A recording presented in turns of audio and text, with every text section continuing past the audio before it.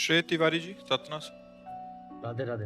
राधे राधे महाराज जी। महाराज जी, आपके सत्संग को पिछले 1 वर्ष से सुनने का सौभाग्य प्राप्त हो रहा है, जिससे जानकारी प्राप्त हुई कि नाम जप 3 प्रकार का होता है। क्या मन ही मन भगवान का ध्यान करते हैं, जिसमें जिव्या ना चल रही हो, को भी नाम जप ही माना जाएगा महाराज जी? प्रभु का ध्यान चल रहा है बट अंदर से कुछ नहीं चल रहा और जिव्या भी नहीं चल रहा। नहीं, इस धोखे में मत रहे। नाम जप चलना चाहिए, जिभ्या चले न चले उसकी बात अलग होती है। राधा राधा राधा। अब ध्यान करो प्रभु का, तो क्या फर्क पड़ता है। अब हम प्रभु के ध्यान की बात कर रहे हैं तो मन इतना निश्चल प्रभु में तो लगा नहीं है। वो संसार में चलता रहे, वो नाम चल नहीं रहा तो हमारा समय व्यर्थ चला गया। अव्यर्थ कालत्वम, भक्त का 1 सेकंड भी व्यर्थ नहीं जाता है। इसीलिए निरंतर अव्यावृत भजना, देवर्षि नारद जी ने, अव्यावृत माने होता है तैल धारा, राधा राधा। अब हमारा दिमाग 2 काम कर सकता है एक साथ।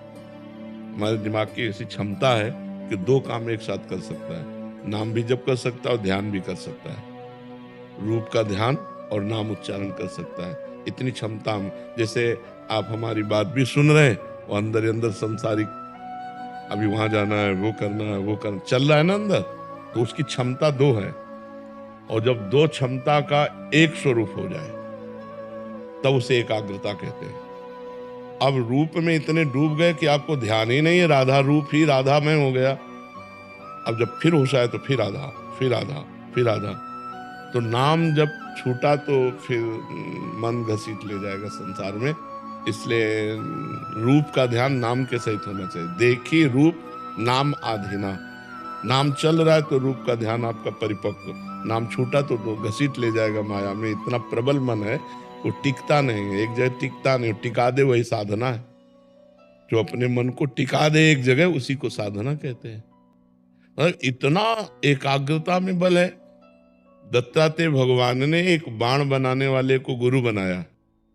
वो रास्ते में उसका घर था, वो रोड के किनारे बैठे बाण की सीधी नोक घिस रहा था और राजा की सवारी निकल गई। राजा की सवारी मतलब नगाड़े बज रहे हैं, जय जयकार हो रहा है, घोड़े हाथियों से सब। बाद में मंत्री निकला, उसने कहा महाराज की सवारी कितनी दूर गई? तो सो के जगा हुआ पुरुष जैसा, महाराज की सवारी, बोले यहीं से तो गई। बोले क्षमा कीजिए, मैं आपसे सत्य कहता हूं, मुझे बिल्कुल भान नहीं, क्योंकि मैं बाण की सिधाई और नोक पर ध्यान दे रहा था, उसकी नोक बना रहा था, तो मुझे पता नहीं चला। तो दत्तात्रेय भगवान वहीं भ्रमण कर रहे थे, उसे गुरु बनाया। 24 गुरुओं में एक बाण बनाने वाला भी गुरु। कि साधक को अपने लक्ष्य पर इतना तन्मय होना चाहिए कि नगाड़े बजे लेकिन उसकी वृत्ति बहिर्मुख नहीं होनी चाहिए। परमात्मा में ऐसी तदाकार, जैसे गाढ़ सोए हुए पुरुष को बाहर की किसी भी गतिविधि का पता नहीं होता, ऐसे जागृत अवस्था में परमात्मा में स्थित इतना एकाग्र हो कि बाहर का कोई पता ना हो, तो वो ध्यान कहा जाता है। अभी वो ध्यान की गति तो है नहीं, इसलिए नाम को छोड़िएगा मत, नहीं तो मन धोखेबाज है, वो धोखा दे देगा। महाराज जी, रामचरितमानस के अनुसार हनुमान जी ने रावण जी से कहा कि सबके देह परम प्रिय, सबके स्वामी मारहूं मोहि। हाँ, सबके देह परम प्रिय स्वामी मारहि मोहि कुमारग गामी। जिन मोहि मारा तिन में मारे, तिन पर बांधे तने तुम्हारे। हाँ, इसका क्या भाव जानना चाहिए? प्रश्न है कि देह भाव के त्याग और प्रभु की प्राप्ति के लिए शरीर को इतना कष्ट देना देह धर्म के विरुद्ध तो नहीं? अलग अलग संतों की रहनी देखी जाती है, गर्मियों में धूनी लगाएं या सर्दियों में। वहां जो बात हो रही है, वहां संतों से जोड़ रहे हो क्या? वहां राक्षसों से युद्ध करने की बात हो रही है। यही तो हम लोगों की कमी होती है कि कहीं की टांग, कहीं का हाथ, कहीं की आंख जोड़कर आकृति थोड़ी बना सकते हैं। वहां विषय क्या चल रहा है? राक्षसों को दंड देना। हनुमान जी से पूछते हैं कि तुम्हारा मैंने अपराध क्या किया? हमारा तुम्हारा कोई परिचय नहीं है। रावण पूछ रहा है, तुम कोई राजा नहीं हो कि हमारा तुम्हारा वैर विरोध है? अशोक वाटिका को आके उजाड़ देना और हमारे अनुचरों को मारना। तो हनुमान जी उसी के अनुसार उत्तर देते हैं, क्योंकि वो सामने देहाभिमानी रावण बैठा है। हनुमान जी परम ज्ञानी, ज्ञानी नाम अग्रगण्यम। क्या उत्तर दे रहे? बोले सबके देह परम प्रिय स्वामी, मारहि मोहि कुमारक गामी। तो जिन मोहि मारा तिन में मारे, तिन पर बांधे तने तुम्हारे। मोहि न कछु बांधे कै लाजा, किन चाहो निज प्रभु कर काजा। समझ पा रहे आप? उसका तात्पर्य वहां देह की प्रियता, दिखाना हनुमान जी को नहीं है। हनुमान जी को ऐसे देहाभिमानी को सिद्धांत वर्णन करना है कि मैंने ऐसे नहीं मारा है, सबके देह प्रिय, तुम्हारे अनुचरों ने मुझे मारा, मैंने उनको मार दिया। वहां बात यह है, हनुमान जी परम ज्ञानी कोई देह प्रिय महात्मा थोड़ी है, वो तो परम ज्ञानी महात्मा। तो जो महात्मा जन तप करते हैं भगवान के लिए शरीर को कष्ट देते हैं। शरीर का कष्ट कोई कष्ट नहीं है। यदि मन परमात्मानंद में है और गर्मी सर्दी और सब भूख प्यास, तो इससे कोई फर्क नहीं पड़ता।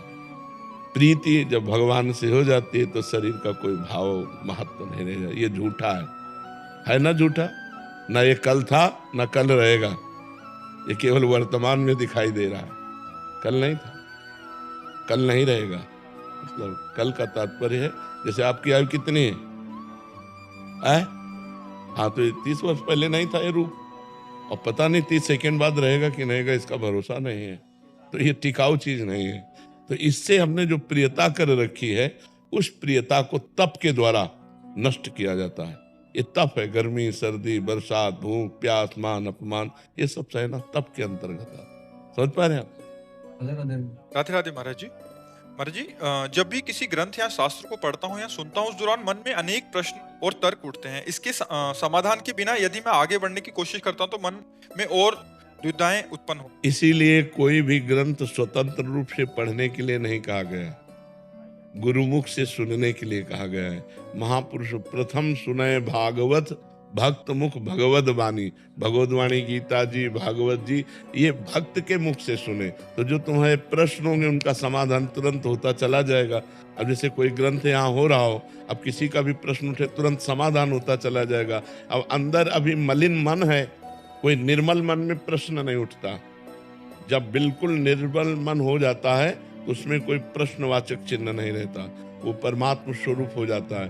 तो जब तक थोड़ी मलिनता रहती तब तक प्रश्न रहते हैं, और जब तक प्रश्न रहते हैं संशय आत्मा, तो वो संशय अशांति पैदा करता रहता है। और हमारा शास्त्र स्वाध्याय या साधना का फल है शांति। तो हमें चाहिए किसी महापुरुष के सानिध्य में ग्रंथ का एक बार श्रवण करें, या जो प्रश्न हो उनको लिख लें, किसी महापुरुष से उनका समाधान कराते चले, तभी हमारी चित्तवृत्ति परमात्मा में आगे बढ़ेगी। महाराज जी, मेरा एक प्रश्न था इस शास्त्र पढ़ते समय, जैसे यदि सब भगवान की लीला है तो क्या दूसरों के साथ बुरा करना भी भगवान की लीला मानी जाएगी? और यदि ऐसा है तो यदि आप दूसरों के साथ बुरा करते हैं तो भगवान के भक्त ही नहीं है, आप परमार्थ के पति की नहीं है, तो आपका प्रश्न ही नहीं बनता है। भगवान की सब लीला है, ये वो कह सकता है जो भगवान को प्राप्त है या भगवान को प्राप्त करना चाहता है। जो पापाचरण, किसका प्रश्न है? जो पापाचरण करेगा तो भगवान की लीला में नरक भी है, भगवान की लीला में जेल भी है, भगवान की लीला में पुलिस भी है, भगवान की लीला में डंडा भी है। तो स्वीकार करो ये डिपार्टमेंट, ये भी तो डिपार्टमेंट है भगवान का। बुरा जो कर रहा है वो सोच ही नहीं सकता कि भगवान की लीला है, और जो सोचता है भगवान की लीला का वो बुरा कर ही नहीं सकता है। विचार करो, अब जैसे ये नाम जब कर रहे हैं, ये बुरा कर सकते हैं क्या? हृदय की स्थिति हो, जैसे हम इसलिए बोला बच्चा, तो जैसे लोग कह देते हैं भगवान की इच्छा के बिना पत्ता भी नहीं हिलता है। आपकी इच्छा ना हो तब आप ये बात कह सकते हो भगवान की इच्छा के बिना पत्ता नहीं हिलता। यदि आप इच्छाओं के जाल में फंसे हुए हो तो आपको बोलने का अधिकार नहीं है। ये इच्छा रहित महापुरुष कहता है भगवान की इच्छा के बिना पत्ता नहीं हिलता।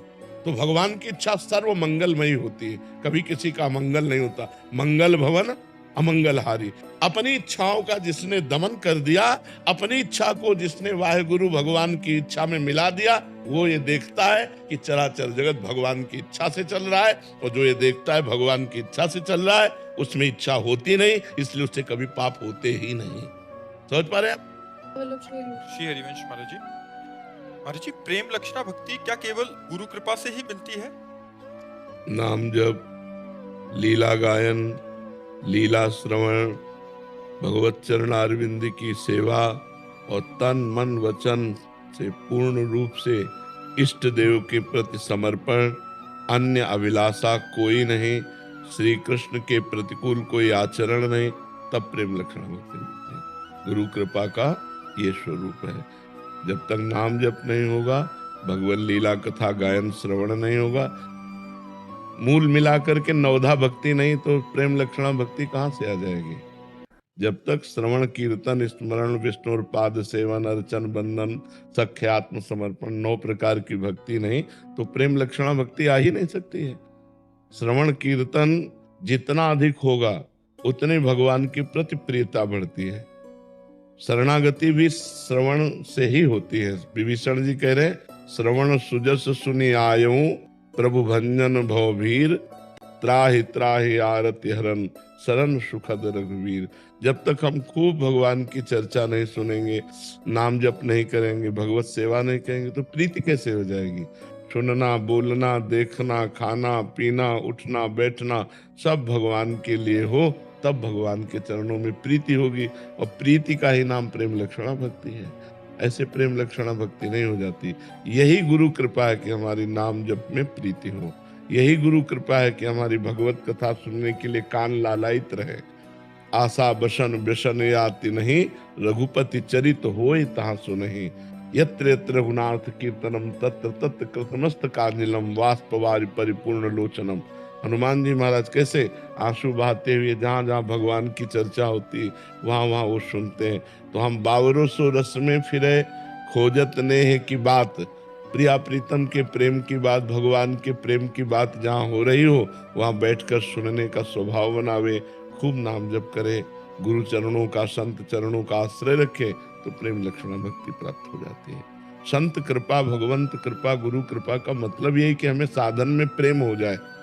हमारी जो साधना है उसमें प्रेम हो जाए। साधना में प्रेम तो साध्य में प्रेम अपने आप हो जाएगा। महाराज जी आपके चरणों में कोटि कोटि प्रणाम। महाराज जी आपका सत्संग सुनने में से जीवन में बहुत परिवर्तन आया है। महाराज जी मैं राधा नाम जप करता हूँ। महाराज जी मेरा प्रश्न है कि संसारिक इच्छाएं जब समाप्त होती हैं तो तब कैसा होता है। मेरी इच्छाएं समाप्त हो रही हैं, उससे कहीं मेरा अहंकार तो नहीं बढ़ रहा। महाराज जी मुझे कैसे पता लगेगा। पेट भरता है तो पड़ोसी नहीं बता लिया था अपने को अनुभव हो जाता है ना कि हमारा पेट भर गया। ऐसे ही जब हमारी इच्छाएं, अभी इच्छाएं शांत थोड़ी है, अभी इच्छाएं परमात्मा प्राप्ति के बाद शांत होती हैं। असली में जब परमात्मा बोध हो, जिसके प्राप्त होने के बाद कुछ प्राप्त करना बाकी नहीं रहता। और जब तक परमात्मा प्राप्ति न हो तब तक धोखा हो सकता है। अपने मन पर विश्वास न करे, नहीं, संयोग होते ही इच्छा तत्काल प्रकट हो जाएगी। जीने की इच्छा, मान लो अभी कोई गोली मारे तो बचने की इच्छा होगी ना, जीने की इच्छा होगी। इच्छा रहित पुरुष का अगर गर्दन भी उतार दी जाए उसके अंदर कोई शोक नहीं होगा, कोई भय नहीं होगा। जब इच्छा रहित है तो भगवान उसके हृदय में प्रकाशित हो जाते हैं। चाह इच्छा, चाह रहित, चिंता रहित, मनुआ बेपरवाह, जिनको कछु न चाहिए वो साहन के साह, जाहि न चाहिए कबहु कछु तो तुम सन सहज सने, बसो निरंतर तासुर सो राउर निजगे। अभी हम धोखे को सत्य न मान ले। अभी जब तक भगवान का साक्षात्कार न हो तो ये इच्छा बढ़ाते रहो कि मुझे भगवान मिले, मेरा भजन निरंतर बढ़ता रहे, मुझे साधु समागम मिले, मैं शास्त्र स्वाध्याय करूं, मेरे द्वारा कोई अधर्म न हो। ये इच्छाएं बढ़ाते रहो, अन्य इच्छाओं को काटते रहो। जब ये इच्छा परमात्मा प्राप्ति हो जाएगी तब एकदम समाप्त, जैसे शांत समुद्र, कोई लहर नहीं, फिर कोई इच्छा ही नहीं होगी। जब तक भगवान का साक्षात्कार नहीं होता तब तक ये मानना कि मैं इच्छा रहित हूं, धोखा है। बहुत सावधान रहे, समझ पा रहे ना। और जब अपने इच्छा रहित, अपने को मीरा जी कहते गिरधर मुझे कितना प्यार करते हैं ये मेरा हृदय जानता है। ऐसे ही जो हमें भगवदानंद की अनुभूति होगी वो किसी से पूछनी थोड़ी पड़ेगी, वो तो मेरे को ही अनुभूति होगी ना। इच्छा रहित होने पर कौन सी स्थिति आती है, द्वंद्वातीत, कामना रहित, अध्यात्म में नित्य स्थित, वो अपने को अनुभव में आएगा। अभी वो स्थिति नहीं है, इसलिए आप प्रश्न कर रहे हैं। वो स्थिति में प्रश्न ही नहीं होता है। इच्छा हुई ना प्रश्न करने की, ये भी तो इच्छा है।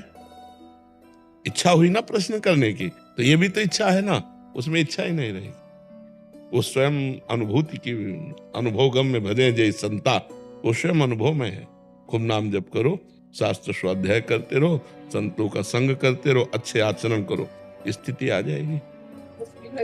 श्री हरिवंश महाराज जी, आपके चरणों में कोटि कोटि प्रणाम। महाराज जी, संसार में सभी संबंध मिथ्या होने पर भी इनमें राग होता है। महाराज जी, जिन संबंधों से राग है वही निरंतर अपमानित करते हैं, फिर भी राग नहीं छूटता। महाराज जी, ऐसे में भजन के बिना ज्ञान नहीं होता और ज्ञान के बिना राग का त्याग नहीं होता। किसका है? हाँ, तो डट के भजन करे, अभी राग का त्याग हो जाएगा। उम्र क्या, करोड़ों जन्म हो जाएंगे, नहीं छूटेगा राग। करोड़ों जन्म हो गए, जहां जन्मते हैं वहीं राग कर बैठते हैं। राग तो हमारे साथ ही रहता है ना। जिनसे राग करते वो नहीं रहते साथ, लेकिन राग तो रहता है ना। जिस वस्तु व्यक्ति स्थान का संयोग हुआ उसी से राग कर बैठते हैं। मान लो पूर्व जन्म में आप क्या थे, आपका कौन परिवार था, आपको पता नहीं, लेकिन इस जन्म में इस शरीर से राग, शरीर संबंधियों से राग, शरीर सेवन करने वाली वस्तुओं से राग। ये मेरा चम्मच, ये मेरी थाली, ये मेरा मकान, ये मेरा दुकान। इसी राग का नाश हो जाए तो परमात्मा प्राप्ति हो जाए। इसी के लिए विवेक की जरूरत है। विवेक के द्वारा ही राग का नाश होता है, और विवेक होता है भजन और संत समागम से। डट के भजन करो। देखो, मीरा जी ने डट के भजन किया तो कहती, मेरे तो गिरधर गोपाल दूसरो न कोई, दूसरो न कोई। ये दूसरो न कोई ही वैराग्य है। दूसरो न कोई, भगवान के सिवा हमारा कोई नहीं है, और वास्तविक कोई नहीं है। ना कोई था, ना कोई रहेगा। दुनिया में लाखों का मेला जुड़ा, हंसा जब जब उड़ा तो अकेला उड़ा। कोई साथी तो गया नहीं। तो अगर ये ज्ञान हो जाए तो जीते जी वैराग्य करके सब में भगवत भावना करके सेवा करे, कोई परेशानी नहीं।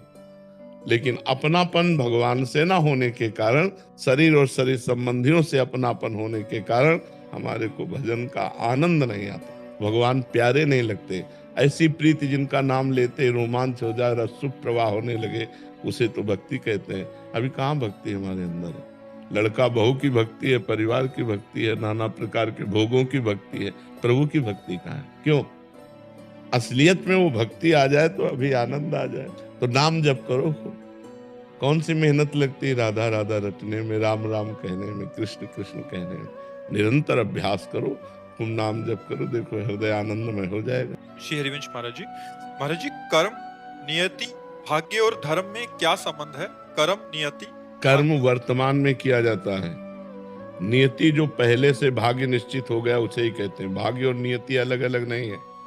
बोले इसकी नियति निश्चित है, अर्थात तुम्हारा दैव प्रारब्ध निश्चित है, भाग्य निश्चित है। तो जो नियति शब्द है उसे भाग्य ही कहते हैं, कि नियति ने निश्चित कर दिया है वही होगा। नियति माने दैव, दैव माने प्रारब्ध, प्रारब्ध माने भाग्य। चाहे दैव कहे, चाहे प्रारब्ध कहे, चाहे भाग्य कहे, चाहे नियति कहे, वो एक ही शब्द का पर्यायवाची दो शब्द है। अब रह गया कर्म और भाग्य। कर्म से ही भाग्य बनता है। तो जो पूर्व में हमने कर्म किए वो दो प्रकार के होते हैं, शुभ और अशुभ। शुभ का मतलब होता है पुण्य, अशुभ का मतलब होता है पाप। पाप और पुण्य रूपी कर्म से ही हमारे इस शरीर का निर्माण हुआ है, और शरीर का प्रारब्ध निश्चित है। किस समय कहाँ कौन सी गति अच्छी या बुरी होनी, वो नियति में पहले से लिखी है। नियति माने भाग्य, भाग्य माने प्रारब्ध, प्रारब्ध माने दैव। समझ पा रहे हैं आप? तो अब हम जो कर्म कर रहे हैं वर्तमान में, इसे क्रियमाण कहते हैं। क्रियमाण माने नवीन कर्म। अगर हमारे नवीन कर्म अच्छे हो तो पुराने कर्मों को रौंद करके हम मंगल कर सकते हैं अपना, हम भगवत प्राप्ति कर सकते हैं। अगर नवीन कर्म भी बस दो ही रहे, शुभ और अशुभ, तो फिर भी हमारी दुर्गति रुकेगी नहीं। वो मनुष्य जन्म लेने के बाद भी पुनरपि जननम पुनरपि मरणम पुनरपि जननी जठरे शयनम, ये होता रहे। समझ पा रहे हैं? श्री हरिवंश महाराज जी, गुरुदेव भगवान, सत्संग में आपने बोला कि दृढ़ आश्रय लेना चाहिए। आश्रय ले लिया है, पर यदि कोई काम किसी से होता है तो हम उससे, उसके संबंध में, उसके मर्जी, कहने का भाव है इनका, थोड़ा सा कह रहे हैं कि अगर किसी से काम होता है तो हम उसके सामने तो बोलना ही पड़ता है कि आपकी कृपा, आपने करवाया। तो ये श्री जी की उस समय जब आप कह रहे हैं तो आपको संबोधन करो। सामने व्यक्ति है और भाव में इष्ट है कि आपकी कृपा से हमारी समस्या का समाधान हो गया। हम बार बार आपको नमन करते हैं या बार बार कृतज्ञता प्रकट करते हैं। लेकिन आप, हम व्यक्ति को ना बोले, हम प्रभु को बोले, अपने इष्ट को बोले, क्योंकि सब में वही विराजमान है। संबोधन व्यक्ति को कर रहे हैं, लेकिन भावना इष्ट की कर रहे, इसमें कोई अंतर है। जैसे कोई व्यक्ति आया, आपने बड़ी कृपा की, आप आके दर्शन दिए, हमें बड़ा सुख मिला आपको, तो अब आप शब्द तो एक व्यक्ति का लग रहा है, लेकिन हम अपने इष्ट को बोल रहे हैं, तो हमारा कोई अनन्यता में फर्क नहीं होगा। आपने बड़ी कृपा की, आप बड़े करुणा में हैं, आपके दर्शन से हमें बड़ा सुख मिला। तो व्यक्ति अगर अपने को समझ रहा है तो वो समझा करे, हम तो अपने इष्ट से बोल रहे हैं, अपने परमात्मा से बोल